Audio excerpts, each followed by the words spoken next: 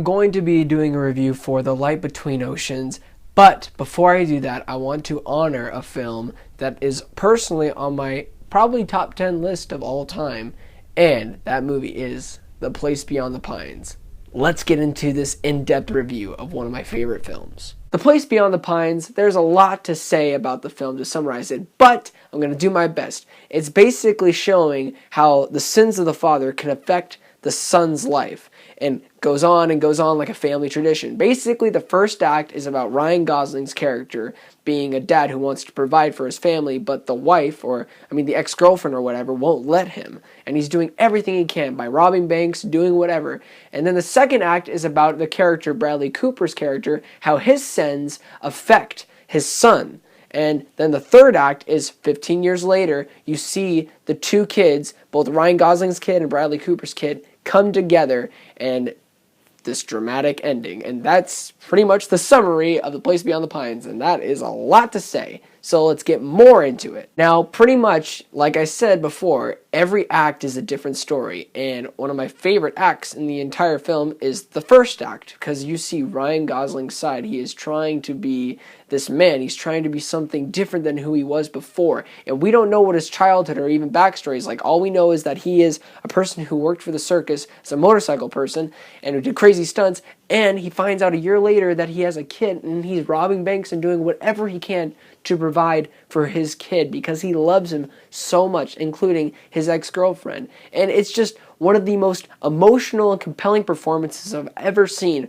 from Ryan Gosling. And my second favorite performance from him is Drive. That movie is phenomenal. If you haven't seen Drive, check it out. Another great performance from Ryan Gosling. But for his character, it is incredibly in-depth. You see his start as being this guy who doesn't really care about anything. He's just doing what he has to do to get money, make money, and live on. But when he finds out that he has a kid, his whole outlook on life changes everything. And it's truly one of my favorite interpretations of a character from him. I basically already had started the positives. My other positive has to be Bradley Cooper. Next to American Sniper, that's my favorite performance from him as well. That's why I have it up here. This is my second favorite performance because you just see how just depressed he is throughout the second and third act of this film. You see him from the actions that he's done, and then in the ending, you see where it all concludes and how he feels so sorry and so ashamed for what he's done and how it affected his kid and all the things he had to do to get to where he is today and how much he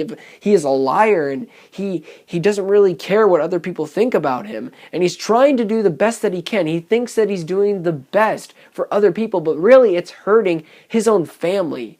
And it's crazy what happens for his character in the ending. I don't know necessarily the whole ending. Could have been a little bit better, but I'll get more in depth about Derek Cianfrance. I'm sorry if I pronounced that wrong, but that is the director of this film, and like I said, I'm doing this review out of respect for him because he is a great filmmaker, and he's doing The Light Between Oceans, one of my most anticipated films. I just want to say it so clear for people to hear, and when people go watch his new movie, that he is a phenomenal director. He brings emotion, he brings the story to life, the way he films stuff, the angles in this film, the editing process. I love how they did this one scene where he's in this workshop with his coworker, or his bank robbery coworker, and they're just fixing up his new bike. I love the dissolve outtakes that they make. It goes back and forth to this shot of him making more adjustments to his motorcycle, and then you see him go to the bank, and just the way they filmed it was just great. I just need to say that, and I've heard a lot of good things about his new film,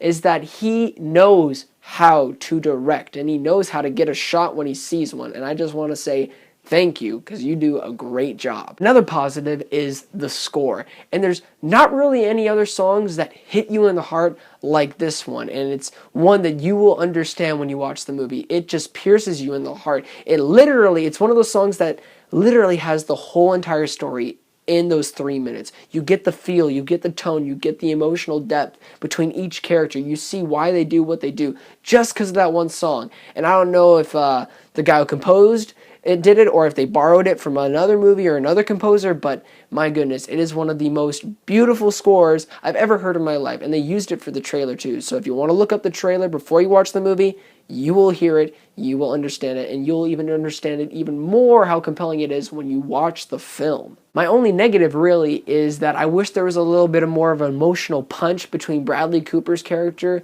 and the other kid's character when they meet each other. It could have just been a little bit more dramatic for my own taste. But other than that, this movie is phenomenal. Overall thoughts: The Place Beyond the Pines is one of the most compelling and emotional, in-depth, character-driven films I have seen in my life. And I truly wanted to make sure I get everything out there before watching The Light Between Oceans and making sure how much I respect this director. He is truly a great, great cinematographer, storyteller, and producer, director, writer. He is emotionally captivating, and if you have not seen it, you need to watch it. Especially watch it before The Light Between Oceans, because then you will see what types of films he makes, and he means it with his storytelling. So, check it out. I'm going to give The Place Beyond the Pines a 9.4 out of 10. So I hope you enjoyed my review. Please don't forget to like and subscribe, and please watch for that review, The Light Between Oceans, coming out I believe Friday or Saturday. And please, don't forget to be blessed.